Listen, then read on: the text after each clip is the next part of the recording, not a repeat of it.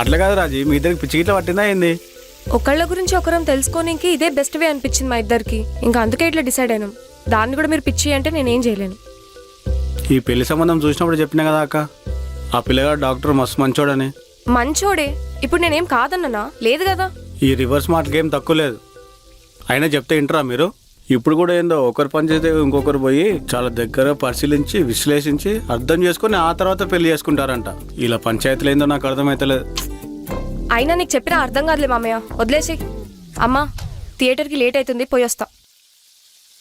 సరే కానీ టైంకి తినేసేయి, జాగ్రత్త. సరే బాయ్.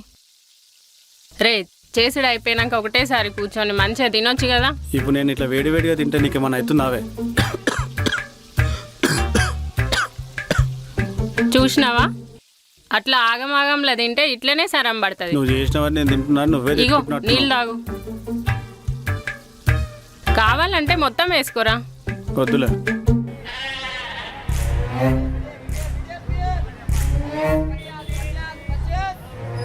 మీకైతే నేను ఇవ్వను మేడం. నేను నీ దగ్గరే తీసుకుంటాను. సరే తీసుకోండి. ఏమో ఒకటి అసలుకే బేరాలేక మేము ఎడుతుంటే.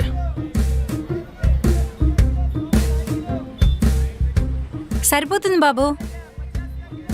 రే, నైట్ బెండకాయ పులుసు చేయమంటావా? నీ ఇష్టమమ్మా. రే, ఎప్పుడు ఆ ఫోన్లోనేనా? రాజీకి మెసేజ్ చేస్తున్నా అమ్మా.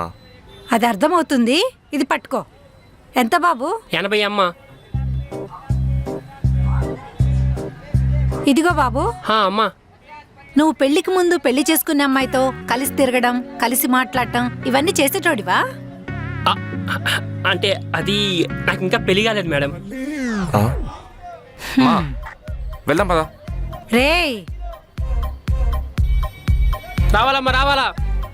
ఏంటమ్మా, నన్నేం అడగలేకే కదా పాన్ అలా అడిగావు. అయినా మీ ఇద్దరికి అర్థం కావట్లేదు. పెళ్లికి ముందే కలుసుకోవడం, ఒకరినొకరు చూసుకోవడం, ఇలా అన్ని పెళ్లికి ముందే అంటే ఎలా రా?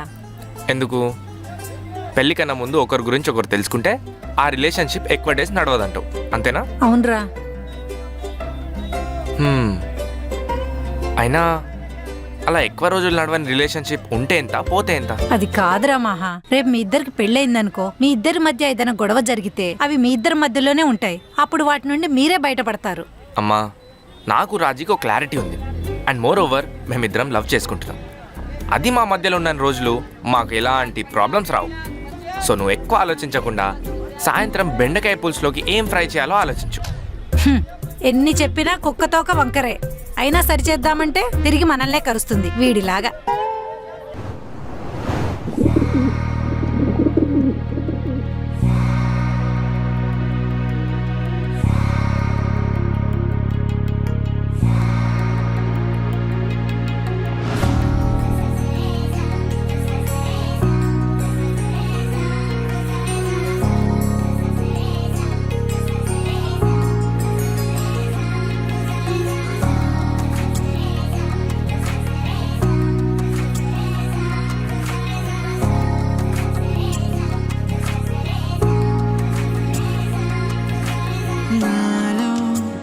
వలపులు ఎన్నున్నా మలుపులు మరిపించేనా నీ ప్రేమ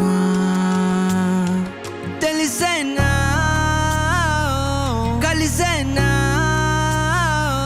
కలలేలై నిలిచేలా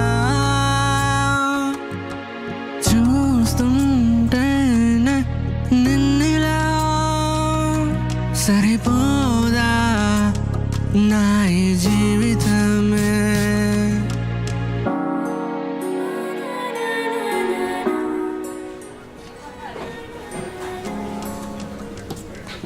సారీ, ఏమైనా ఇబ్బంది పెట్టుంటే. ఇబ్బంది ఏం లేదు, క్యూట్గా పడుకున్నావు. ఇంకా మేమే నీకు థ్యాంక్స్ చెప్పాలి. అదేంది? మేము ఎన్ని సౌండ్స్ చేసినా పందిలా పడుకున్నావుగా, అందుకే. నేను పందా? అవును. కాదు, నువ్వే పంది, గాడిద అన్నీ నువ్వే. సరే, నీకు ఈరోజు ఎలా ఉంది? వామ్మో, ఇన్ని రోజులు నేను నీకు ఫోన్ చేసినప్పుడు నువ్వు ఫోన్ లిఫ్ట్ చేయకపోతే నాకు మస్తు కోపం వస్తుండే.